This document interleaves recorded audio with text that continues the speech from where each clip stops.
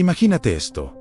Esto es el año 1858, en un pequeño y tranquilo pueblo de Francia llamado Lourdes, un lugar donde el tiempo parecía detenerse entre las montañas de los Pirineos, donde la vida era dura, pero la fe de su gente permanecía inquebrantable ante las adversidades del día a día. Pequeño y tranquilo pueblo de Francia llamado Lourdes. Ahí vivía Bernadette Soubirous, una chica de 14 años, muy humilde y de familia pobre. A pesar de su salud frágil y de las carencias económicas que enfrentaba su hogar, Bernadette poseía una alegría interior y una devoción que la hacían especial a los ojos de quienes realmente la conocían. Su vida transcurría entre las labores domésticas y el cuidado de sus hermanos menores, siempre con una actitud de servicio y humildad. No sabía leer ni escribir, pero su corazón estaba lleno de las historias sagradas que su madre le contaba por las noches,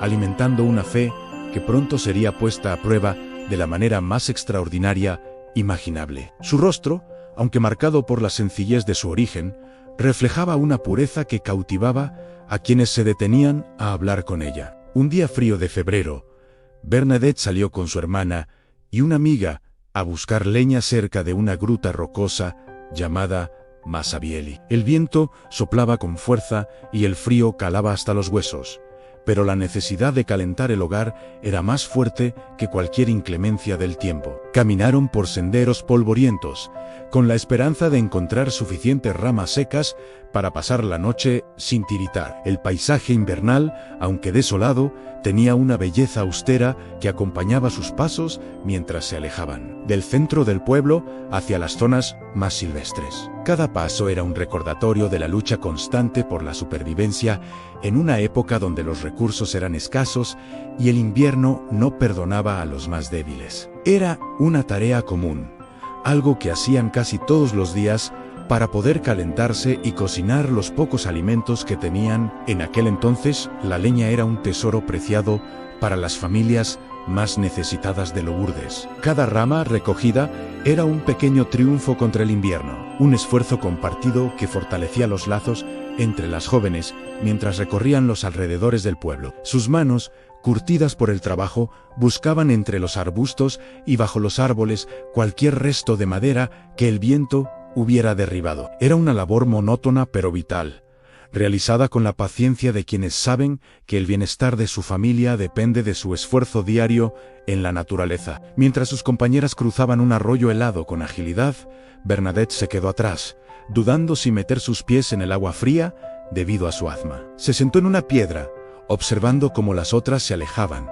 sintiendo la soledad del momento y el murmullo del agua que corría entre las rocas. Fue un instante de pausa forzada que la preparó para lo que estaba a punto de suceder en el silencio de la gruta. El aire parecía volverse más denso, y el tiempo se dilataba mientras ella esperaba, sola con sus pensamientos y el frío que empezaba a entumecer sus dedos. En esa soledad, su espíritu se mantenía alerta, percibiendo una quietud inusual que envolvía el entorno de Massabielle, como si la naturaleza misma estuviera conteniendo el aliento ante un evento inminente. De repente, sintió una ráfaga de viento, un sonido como de un trueno lejano o un susurro potente que llenó el aire. Pero, al mirar a su alrededor con extrañeza, notó que los árboles no se movían y que la superficie del agua permanecía tranquila. Era un fenómeno que desafiaba toda lógica natural, una señal de que algo extraordinario estaba rompiendo la barrera entre lo cotidiano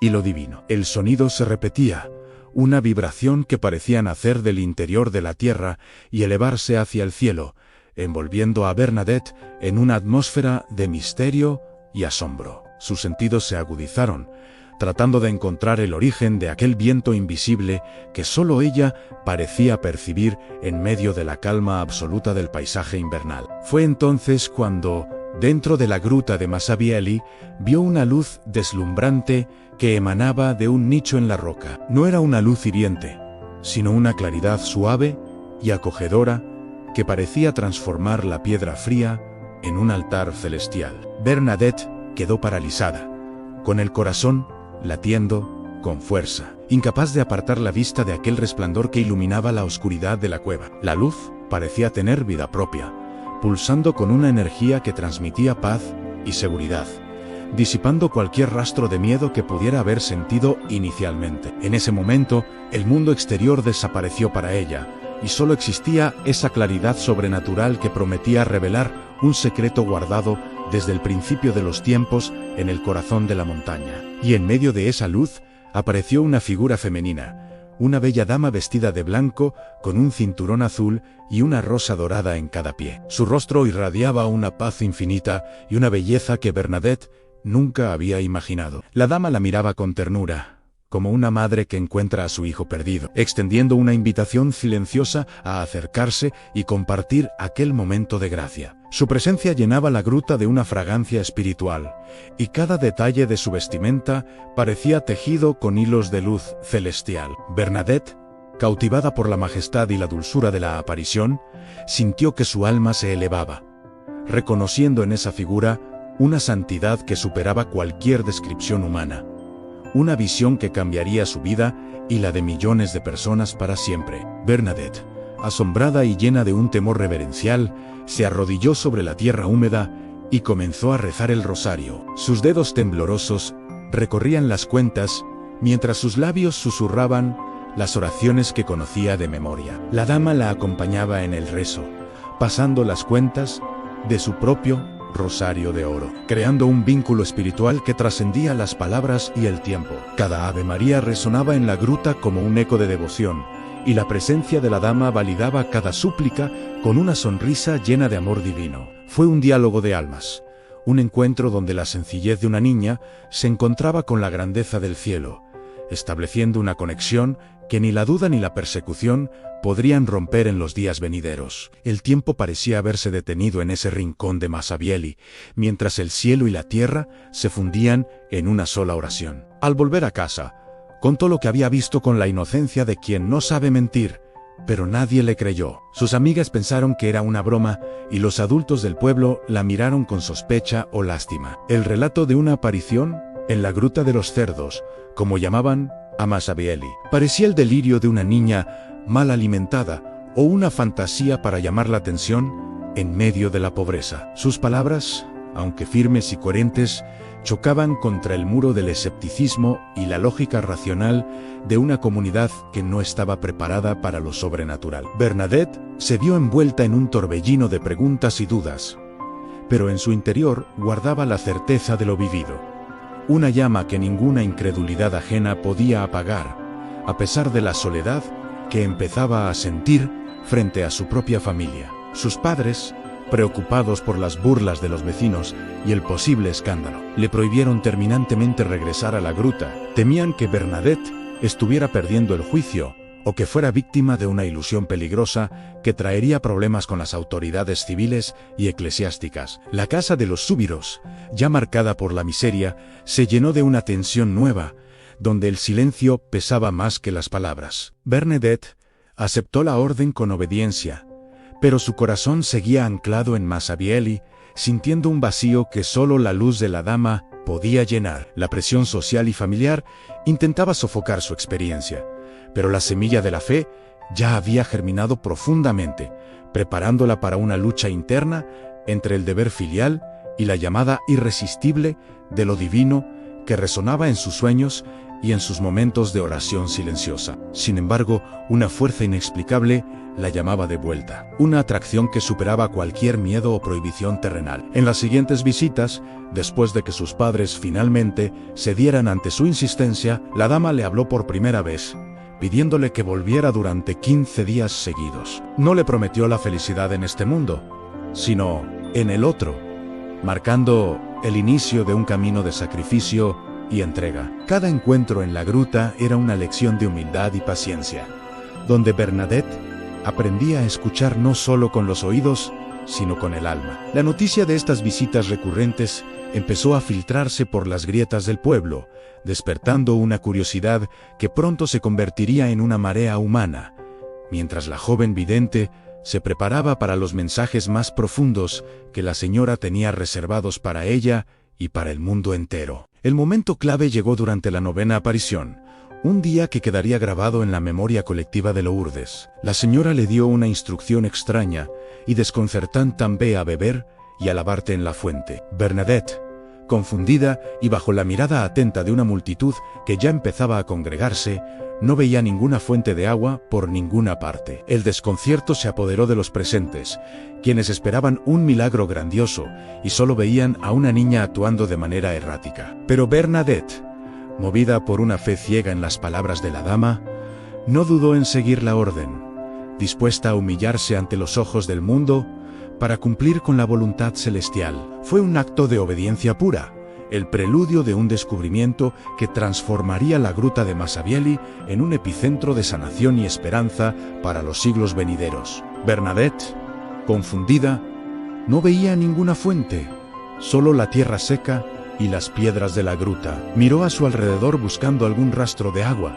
pero todo parecía igual que siempre. La gente murmuraba, algunos con burla y otros con decepción, pensando que la joven finalmente había perdido la razón. Sin embargo, ella no se dejó distraer por las voces externas. Su atención estaba totalmente centrada en la dirección que la dama le señalaba con su mano radiante. Era una prueba de fe en medio de la aridez.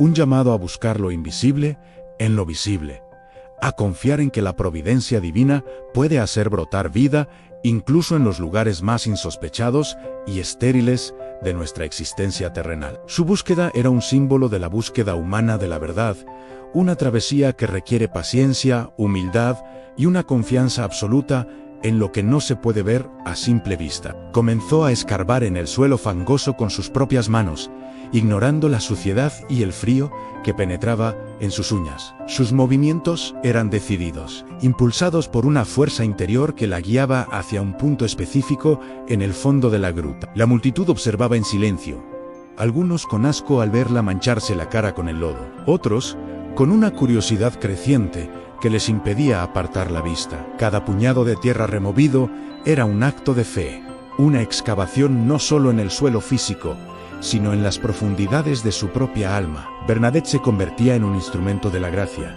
trabajando incansablemente para revelar lo que estaba oculto bajo la superficie de lo cotidiano, demostrando que a veces es necesario ensuciarse las manos para encontrar la pureza más absoluta que Dios tiene preparada para nosotros. Al principio, solo brotó un poco de lodo, una mezcla oscura y poco prometedora que parecía confirmar las dudas de los escépticos. Bernadette bebió de esa agua sucia, cumpliendo la orden de la dama, a pesar de la repulsión natural. Pero poco a poco, ante los ojos asombrados de todos, el flujo comenzó a cambiar. El lodo se fue disipando y comenzó a fluir un chorro de agua clara y pura, una fuente que nacía de las entrañas de la roca. El murmullo de la multitud se transformó en un silencio reverencial, roto solo por el sonido cristalino del agua que brotaba con una fuerza renovada. Era el nacimiento de un manantial que nunca se secaría, un signo tangible de la presencia divina que validaba para siempre las visiones de la pequeña campesina y ofrecía un consuelo físico y espiritual a todos los que se acercaran a beber de su pureza milagrosa. Acababa de descubrir el manantial milagroso de Lourdes, una fuente de vida que brotaba de la roca estéril de Massabielle. El agua, fría y cristalina, se convirtió de inmediato en un símbolo de purificación y sanación, atrayendo a los primeros enfermos que buscaban un alivio para sus dolencias. Bernadette, con el rostro aún manchado, pero iluminado por una paz celestial, contemplaba el fruto de su obediencia, sabiendo que ese manantial era un regalo de la dama para toda la humanidad. La gruta, antes un lugar olvidado y despreciado, se transformaba en un santuario natural donde el cielo tocaba la tierra a través de un simple chorro de agua. Este descubrimiento marcó un punto de no retorno en la historia de las apariciones, elevando el fenómeno de una experiencia privada a un evento público de proporciones milagrosas que desafiaría la ciencia y fortalecería la fe de generaciones enteras. La noticia de esta agua y de las apariciones empezó a correr como la pólvora por toda la región y más allá de las fronteras de Francia, atrayendo a multitudes inmensas que buscaban ser testigos de lo extraordinario. El pequeño pueblo de Lourdes se vio desbordado por una marea de peregrinos, curiosos y escépticos, todos unidos por la necesidad de encontrar un sentido o una cura en la gruta de Massabielle. La historia de la joven Bernadette y su bella dama cambiaba para siempre el destino de aquel rincón de los Pirineos, convirtiéndolo en un faro de esperanza para el mundo. Las autoridades, incapaces de contener el fervor popular, se vieron obligadas a investigar seriamente lo que estaba ocurriendo, mientras la fe de los sencillos se imponía sobre la duda de los poderosos. Este es solo el comienzo de una transformación que llevaría a Lourdes a convertirse en uno de los centros de peregrinación más importantes de la cristiandad, donde cada gota de agua cuenta una historia de milagro y redención. Bienvenidos a la segunda parte de esta increíble historia de fe que ha conmovido a millones de corazones a lo largo de los siglos. Tras el milagroso hallazgo del manantial en la gruta de Massabielle, el pequeño pueblo de Lourdes se convirtió en el epicentro de una devoción sin precedentes. Las apariciones continuaron, y con cada encuentro, el vínculo entre la joven Bernadette y la misteriosa señora se hacía más profundo y espiritual. La atmósfera en la gruta era de una paz sobrenatural, un refugio de luz en medio de un mundo lleno de dudas y sufrimientos. Cada palabra pronunciada por la dama resonaba en el alma de la joven campesina como una promesa de esperanza y redención para toda la humanidad. Después del milagroso hallazgo del manantial en Lourdes, las apariciones continuaron con una intensidad que desafiaba toda explicación humana. La noticia del agua que sanaba cuerpos y almas se extendió como un reguero de pólvora, atrayendo a peregrinos de todas partes de Francia y más allá. Bernadette, a pesar de la presión constante de las autoridades y la curiosidad de las multitudes, se mantenía firme en su testimonio, regresando a la gruta con una fidelidad inquebrantable. Cada nueva aparición traía consigo una revelación que cambiaría para siempre la percepción de lo divino en la tierra, preparando el camino para un mensaje que resonaría en el corazón de la Iglesia Universal. La misteriosa señora finalmente desveló su identidad a Bernadette en un momento de suprema claridad y gracia. Con una voz que parecía música celestial, pronunció las palabras que quedarían grabadas en la historia: «Yo soy la Inmaculada Concepción». Bernadette, que no comprendía el significado teológico de estas palabras, las repitió una y otra vez en su camino de regreso para no olvidarlas. Esta revelación fue el sello definitivo de la autenticidad de las apariciones, un puente entre el cielo y la tierra que confirmaba la pureza absoluta de la Virgen María desde el primer instante de su existencia. La sencillez de la vidente contrastaba con la magnitud del mensaje recibido. Esta declaración no solo era profunda desde un punto de vista espiritual, sino que también confirmaba de manera milagrosa un dogma que había sido proclamado por el Papa Pío IX apenas 4 años antes. La Iglesia, que inicialmente había observado los eventos de Lourdes con cautela y escepticismo, encontró en las palabras de la joven analfabeta una validación celestial de su doctrina. La validez de las visiones de Bernadette ya no podía ser cuestionada por los teólogos más rigurosos, pues era imposible que una niña de su condición conociera términos tan complejos y específicos. Este evento marcó el inicio de un reconocimiento oficial que elevaría a Lourdes a la categoría de santuario mundial, un lugar donde la fe y la doctrina se encontraban en perfecta armonía. La señora también pidió algo más, una petición que transformaría físicamente el paisaje de Massabielle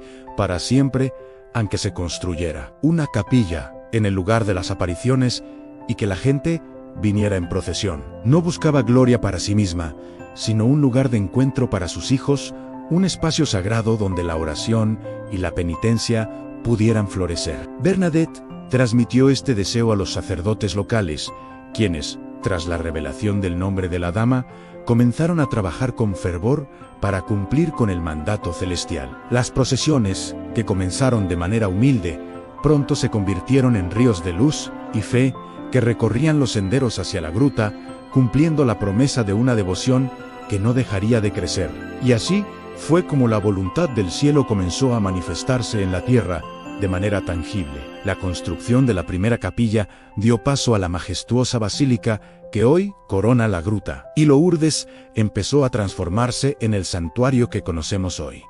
Un faro de esperanza para millones de peregrinos que buscan consuelo y sanación. Cada piedra colocada era un testimonio de la fe de un pueblo que creyó en el testimonio de una niña humilde. El lugar, antes despreciado, se convirtió en un centro de espiritualidad global, donde los milagros físicos eran solo el reflejo de las profundas conversiones interiores que ocurrían en el silencio de la oración frente a la imagen de la Inmaculada. Pero, ¿qué fue de Bernadette en medio de todo este fervor y reconocimiento mundial? Abrumada por la fama que nunca buscó y el constante escrutinio de curiosos y autoridades, la joven anhelaba una vida de sencillez, silencio y oración profunda. No quería ser el centro de atención, sino simplemente una herramienta en las manos de Dios.